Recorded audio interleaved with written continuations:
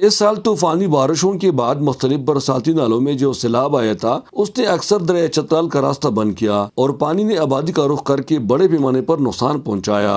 گرب چشمہ کی سڑک پر ایک خطرناک موڑ ہے جہاں سیلاب کی وجہ سے حفاظتی دیوار بھی ٹوٹ گیا، مگر اسی موڑ پر سڑک اور آبادی کو ایک برساتی نالے سے بھی شدید خطرہ ہے۔ اس برساتی نالے میں اتنے اونچے پیمانے پر سیلاب آتا ہے کہ پل کے اوپر سے گزرتا ہے۔ نیشنل ہائی وے اتھارٹی کے مینٹیننس سیکشن کی جانب سے اس خطرناک موڑ پر برساتی نالے میں ایک حفاظتی دیوار تعمیر ہو رہی ہے۔ دریا میں تباہ شدہ حفاظتی دیوار بھی دوبارہ تعمیر کیا جائے گا جب پانی کا سطح کم ہو جائے۔ اس پروٹیکشن وال کی تعمیر سے نہ صرف آس پاس کی آبادی اور زیر کاش زمین کی حفاظت ہوگی بلکہ گرب چشمہ کا یہ سڑک بھی تباہی سے بچ جائے گا جو 50,000 آبادی کے رابطے کا واحد ذریعہ ہے۔ اس حفاظتی دیوار پر علاقے کے لوگ نہایت خوش ہیں اور NHA کا شکریہ بھی ادا کرتے ہیں۔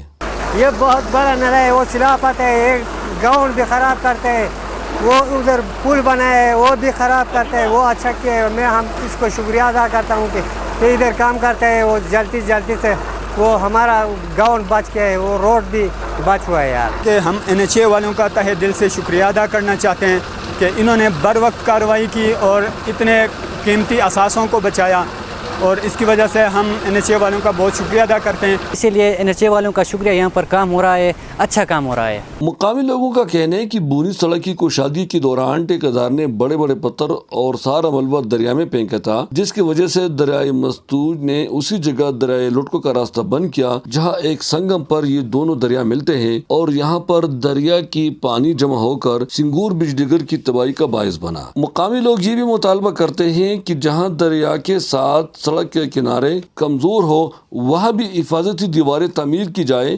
تاکہ سیاحوں کے ساتھ ساتھ مقامی لوگوں کی جان و مال کی بھی حفاظت یقینی بنایا جا سکے۔ نیشنل ہائی وے اتھارٹی کی جانب سے گرب چشمہ روڈ پہ اس خطرناک موڑ پہ جو پروٹیکشن وال بن رہے ہیں، اس سے ایک جانب اگر سڑک کشادہ ہوگا تو دوسری جانب لوگوں کی جان و مال کی تحفظ ہوگی۔ احمد زادہ غلام فاروقی، چترال۔